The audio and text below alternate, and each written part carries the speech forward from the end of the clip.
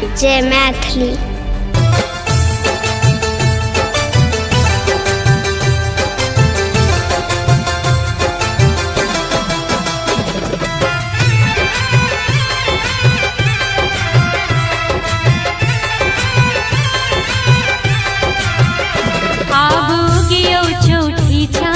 दर्शन दियो आब गियो चौठी चान दर्शन दियो सजल मारर के भोग नाथ देखियो लियो आब गियो चौठी चान दर्शन दियो आब गियो चौठी चान दर्शन दियो।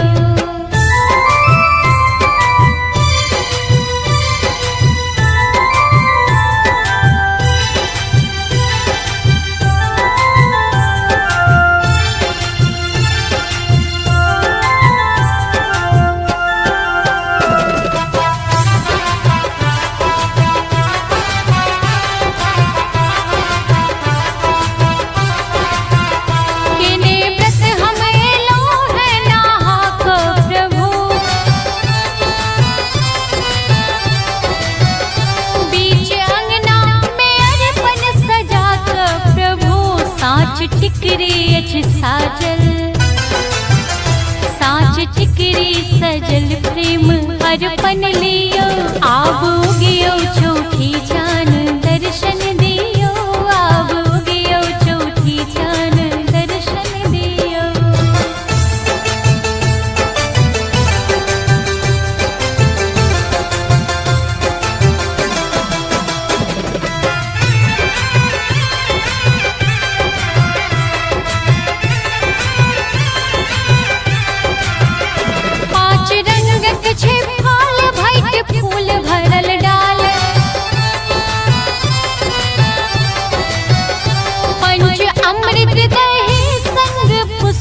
हे माल थार नैवेद्य सुधाकर थार नैवेद्य सुधाकर हे चिखिए लियो आब गियो चौठी चान दर्शन दियो आब गियो चौठी चान दर्शन दियो।